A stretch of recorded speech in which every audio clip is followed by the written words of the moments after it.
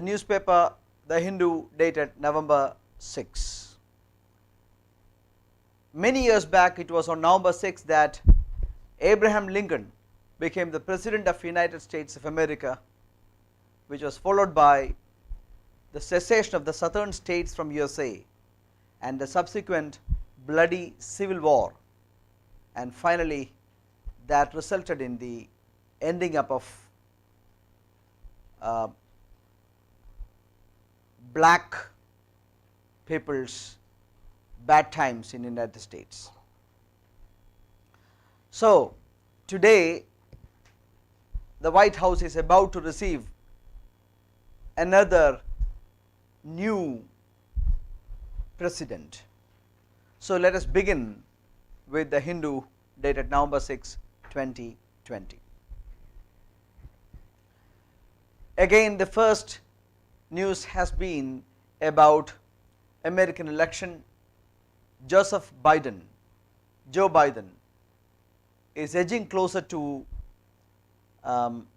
American presidency. Not unexpectedly, President Donald Trump has moved the court and trying to stop counting of votes. It is reported that he finds it very difficult to think his days without White House. Let us anyway wait for all the drama.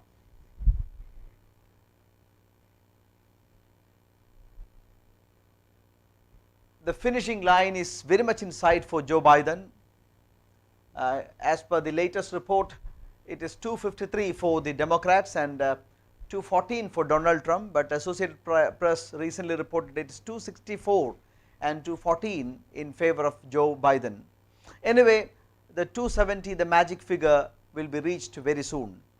Not much things to discuss about the American election today. I discussed it in detail in the previous days. 538 electoral votes are there in total, and 270 is the magic figure to reach the presidency. In American election,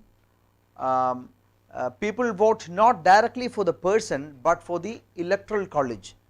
So, every state has got different electoral college votes. Bigger states have more, while smaller states may have fewer electoral college votes. So, if a candidate gets even a thin majority, the entire electoral college votes will go to that particular person, that particular party. So, America is a two-party democracy. It is the Democrats and the Republicans. So, the Republican president Donald Trump will have to pave the way for the new Democratic president Joseph Biden, who was the vice president during the Barack Obama times. This is something that we discussed yesterday also. Arresting Arnab Goswami was arrested by the Mumbai police. I think I discussed about it yesterday. Okay, in between hello, good afternoon, and good afternoon everybody. Thank you very much for the participation. I expect all the students to participate, and it should become a culture to all of you that you seriously approach the Hindu, and if you can invest some quality time reading the newspapers, at some point of time you will understand that some qualitative change takes place within you. Anyway, let me come back to arrest of Arnab. Arnab Goswami was arrested invoking section 306 for abetting suicide, section 306 of the IPC, and the Hindu has rightly commented in the editorial page, it rightly commented, showing up its conscience, saying that the arrest was totally illegal and it exposes the high-handedness of the Mumbai police. Anyway, that is what the Hindu has arrested. Hindu has given us in the editorial page. So, please read the page and try to understand the essence of legality that the newspaper has cited. Moving further, it is Vienna's booze. Vienna is the capital of Austria, where following the attack of terrorist attack in Paris, there is another IS attack in Vienna, the capital of Austria, where 4 people were killed by a young man of just 20 years of age, who had terrorism background. He was arrested in April and was released later on. It was a clear cut, it was cited as a clear cut lapse from the part of the police to track a person who had got the background of terrorism, and he was shot dead while 2 others flee, and the police are after them. So, what is going to happen is that the extreme right wing politicians of Europe have asked for stopping immigration of Muslims to Europe. So, this is going to be a very wrong move. Why? Because the Europe will be losing its credentials as Europe will be losing its secular credentials. But anyway, this trend has to be stopped. Otherwise, what is going to happen is that the extreme right wing movement will become stronger in Europe, and at the end of the day, the Europe will lose its essence as a secular continent. Anyway, this was what exactly the Hindu has said. Now, this may come for your examination. National Defence College, New Delhi. National Defence College, New Delhi is celebrating its platinum jubilee, and our defence minister Mr. Rajnath Singh has said that peace comes with ability to deter war. Of course, in the back of everybody's mind, the Chinese attack on the India's northern border is there. So, peace can come, but we have to keep our powder dry to make sure that peace prevails. Anyway, the institution that celebrates platinum jubilee may even come for your examination. So, please take note of that. Jharkhand withdraws consent to CBI. The Central Bureau of Investigation is the highest crime detachment agency in the country. We know that police are having 2 basic jobs. The basic jobs of the police are, one, enforcement of the law, maintenance of law and order, and crime detachment. Maintenance of law and order and crime detachment are the major police functions all across the world, and CBI is the highest crime detachment authority in India. But if you look at the fundamentals, we will understand that CBI was established not by a national law, but by a very weak Delhi Special Police Act. So, this has always been criticized by people who would matter. We do not have a national agency to probe crimes, a well and true national agencies to probe crimes, which has got a well and truly national character and given power by a very strong law. If any case is to be probed in a state, CBI has to probe any case in the state. CBI has to get the consent from the state, or there must be a high court order asking the CBI to make the probe. Otherwise, CBI cannot intervene. That is a present law. So, many states have stopped giving permission to CBI, the so called general consent that CBI was given to probe any case of their choice was taken out. So now CBI, Jharkhand also withdraws consent to CBI. A few days back, the Kerala state government decided to withdraw the general consent that they used to give to CBI to probe cases. Anyway, the point that we need to know is that we require a very strong central agency backed by strong laws. The CBI comes on directly under the Prime Minister's office, directly under the Department of Personnel. So you got to have an agency. Mind you, in 1970s, Richard Nixon, while he was the President of United States of America, all through his presidency, the Watergate incident, the Federal Bureau of Investigation was probing a case against the President of United States of America. Can we ever imagine any agency probing a case against high officers in India? It is somewhat impossible, unthinkable. So this is where democracy has to get stronger. It should be policies and laws that should prevail over personalities. So let us hope for a very strong law soon. Army chief holds discussion in Nepal. The Indian Army chief is the highest official, the first highest official from India to meet Nepalese Prime Minister. We know that Nepal and India have some degree of sore relations recently. Nepal has depicted or changed its international border in their maps, citing either Indian provinces of Kalapani, Lipiatura and I forgot the name, 3 provinces of India. Of course, Kalapani is a major area, Limpiadhura and I forgot the name. Anyway, these 3 provinces were depicted as a part of Nepal. Lipu Lake, Limpiadhura and Kalapani.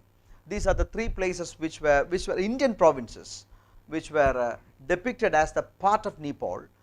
Since then, the relationship between Nepal and India have not been in the highest of the best of times. So anyway, we have decided to patch up, and we do not like Nepal aligning itself with China. That too is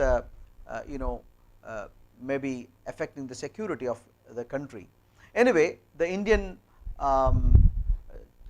army chief is given a very warm welcome in Nepal, and he was conferred on with the honorary rank of the General of the Nepalese Army. Anyway, hopefully the relation with Nepal will be bettered in the days to come.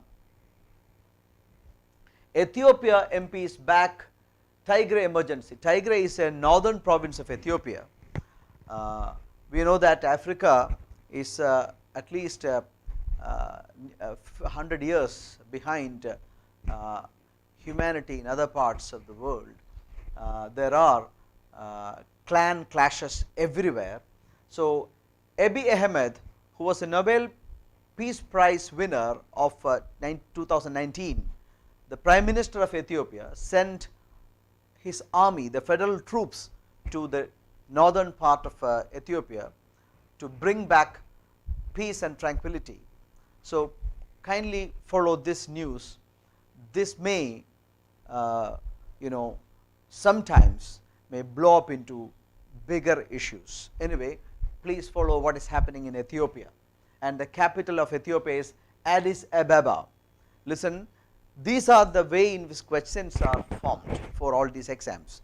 Addis Ababa has come into limelight thanks to the government sending federal troops to arrest the issues in the northern part. So immediately Addis Ababa, the capital, has become an important, the cynosure of all eyes. Anyway, please take note of that.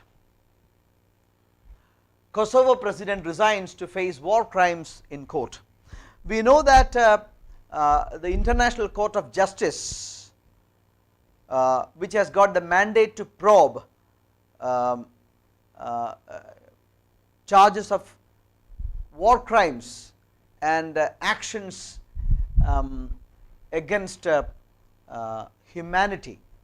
So, charges against Kosovo's president are taken up by the court, and it is going to be another battle. You see, there was a country called Yugoslavia. Yugoslavia was a confederation of 6 countries. It was Serbia, Croatia, Bosnia-Herzegovina, Croatia, Bosnia-Herzegovina, Albania, and Macedonia and Montenegro. These were the 6 countries. These were the 6 confederations of Yugoslavia. It was made up by General Tutu, but what happened was that with the collapse of Soviet Union in 1980s, the fag end of 1980s, all these countries got they got independence, and after that there was uncertainties in Kosovo. Serbian people attacked ethnic Albanians. Albania is a country which is close to us because Albania is the birthplace of Mother Teresa. So, Serbian people started ethnic cleansing against Albania, and at that time Hashim Taci was the guerrilla leader, the Serbian guerrilla leader. So now he is the president of Kosovo.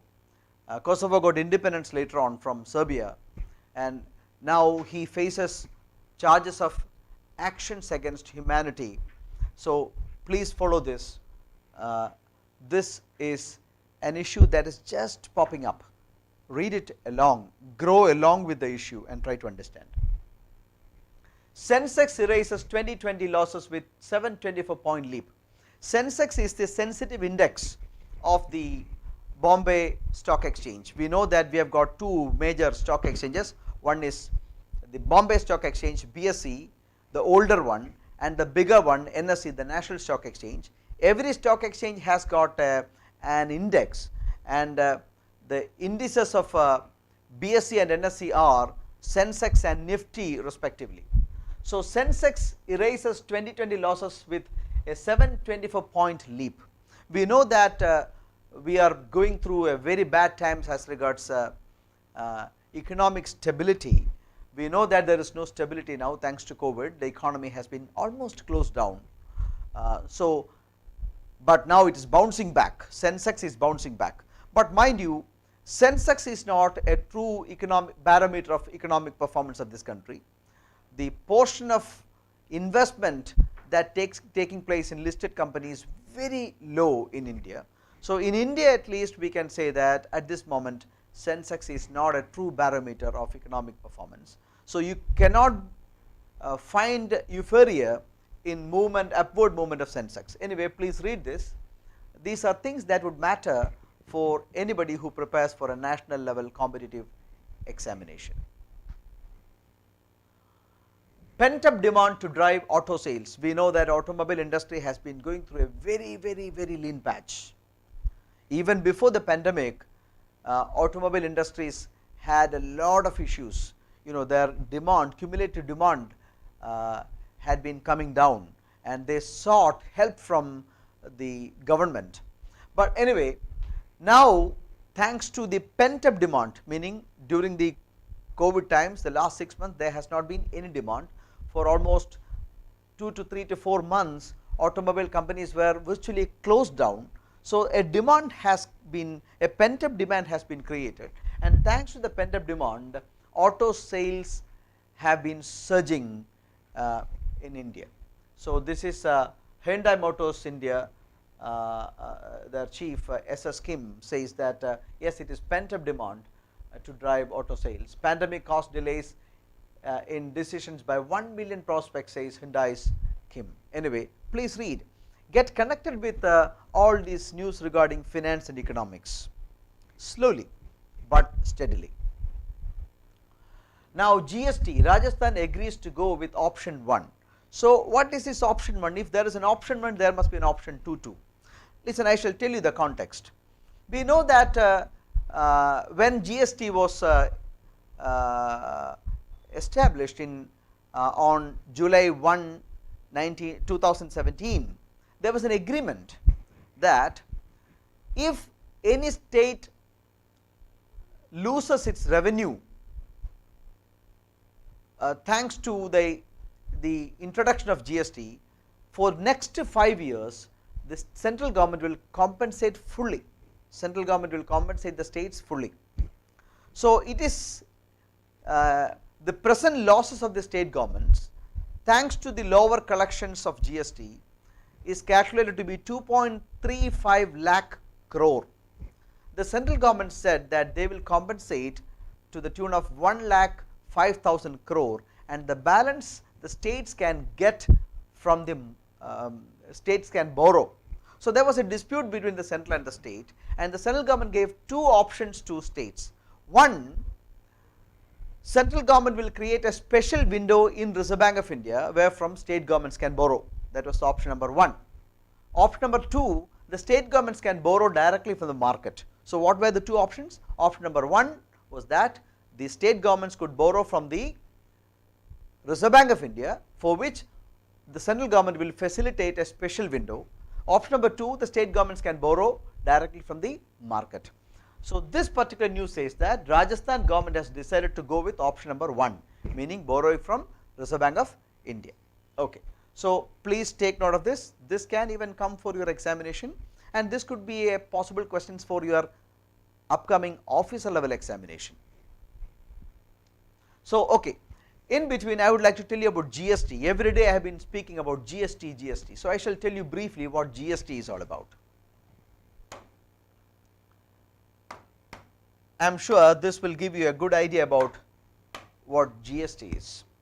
Goods and services tax is a tax administration method. It is not a new tax, rather it is a better way of administering the existing tax. We know that there are 2 types of taxes. One is called the taxes can be broadly classified into 2: direct tax and indirect tax. Direct tax and indirect tax. What is direct tax? What is indirect tax? Very simple to understand. Every tax is paid by the taxpayer, and every tax is collected by the government. This is the case with both direct and indirect tax. Taxpayer is paying tax to the government. In the case of direct tax, there is no intermediary. The taxpayer directly pays a tax to the government. But in the case of indirect tax, there is an intermediary. That is the difference. The intermediary collects a tax from the taxpayer on behalf of the government and pass it on to the government. That is the only difference. That is the only difference. Of course, we can say that there is another difference also in a small way. Here the liability, legal liability to pay tax is vested with the taxpayer, but here the legal liability to pay the tax is not vested with the taxpayer but with the intermediary. It is the duty of the intermediary to collect tax from the taxpayer and pass it on to the government. So when you speak about GST, we are speaking only about indirect tax. A GST is a completely indirect tax. If you want to know about GST, you should know about VAT. VAT is value added tax. VAT was invented for the first time in 1918 in Germany and was first introduced in France. Ever since then, many economies have migrated to VAT for it being very, very simple. So first of all, you should understand what was or what had been the situation before the advent of VAT and what is the prevailing situation now. Then I shall connect it with GST. So first of all, I am going to tell you now about VAT, about the original tax collection. Suppose I bought something from Kochi. I bought something from Kochi, a product called A, and the product A attracts a tax of 10%.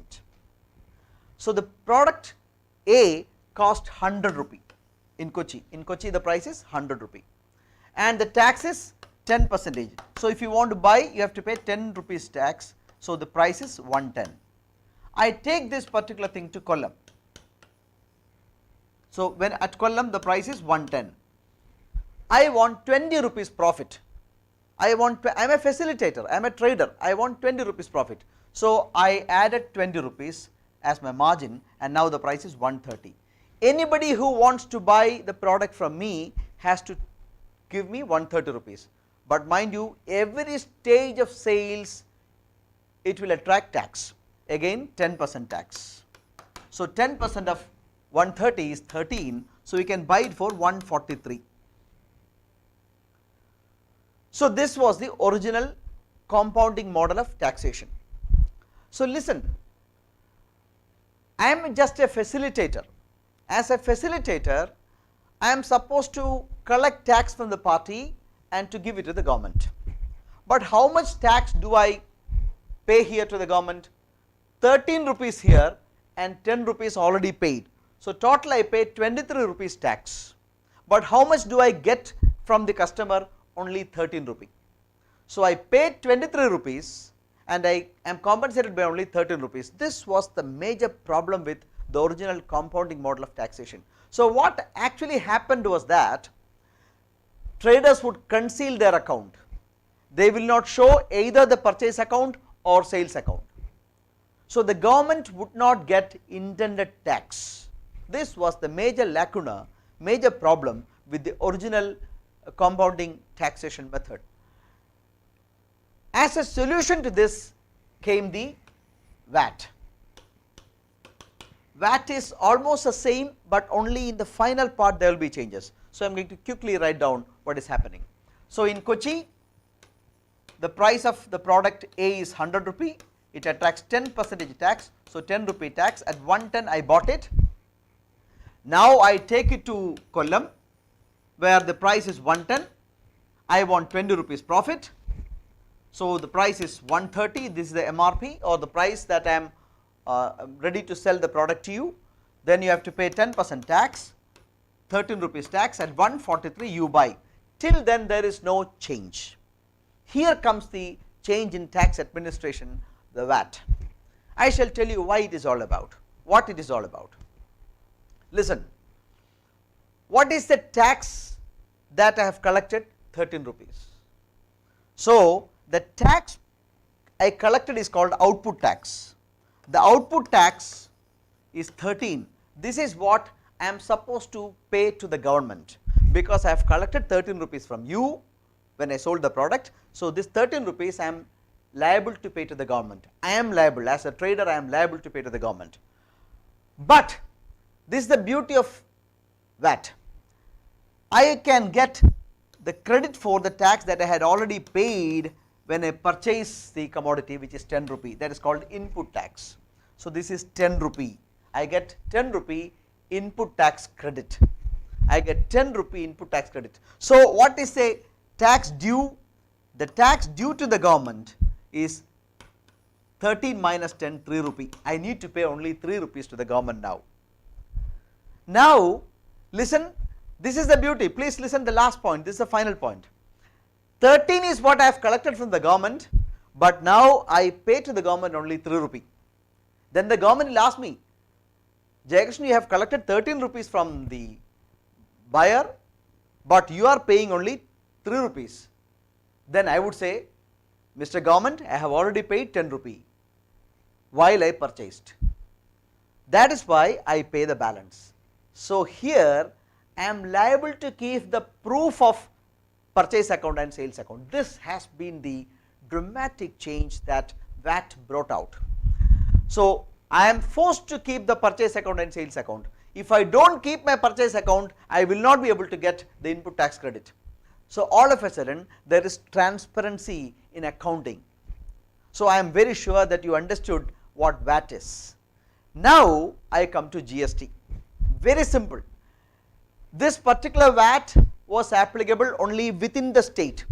If I purchase, both Kochi and Kollam are in Kerala. So, for full transactions that took place within the state, I could get VAT. So, the only difference in GST is that Now I can purchase it from Chennai, which is in Tamil Nadu, or from Telangana or from Delhi, anywhere I can purchase, I can take the input tax credit, because India has become one single tax union. India has become one single tax region. So wherever you purchase the commodity from, you can take the input from input for the purchase, input tax credit for the purchase. So this has been GST. I believe that you have understood, you got a good idea about GST. Please watch this particular part of the discussion once or twice, so you will understand what GST is all about. So from now onwards, whenever I speak about GST in the subsequent discussions of newspapers, you will understand what GST is all about. Okay, now I am proceeding. So okay, see, tomorrow being Sunday, I may not be coming at 12 o'clock, but on Monday I shall be back. Monday I shall be back with our newspaper discussion. On that day I shall cover any special important things that would come up on Sunday also. So Sunday and Monday, sorry, Saturday, today's newspaper and Sunday's newspaper will be covered on Monday. And from Monday I have got another good news to you. We shall be taking classes on mathematics live. So plenty of things are there for all of you. I require greater enthusiasm from all of you, and this Sunday and on Monday the classes on mathematics on quantitative aptitude will be at 3 o'clock. Of course, so we have got 2 live sessions on Monday. At 12 o'clock we have got newspaper analysis, and at 3 o'clock we have got the first session on quantitative aptitude. Enliven lives with a lot of hard work. Success shall come to you only after laboring hard. Light can be seen only at the end of the tunnel. Of course, our viewership is going up, but I am not happy. I require more people, all the students appearing. That will be the real energy booster to all of us. So thank you very much. Meet you again, and happy weekend.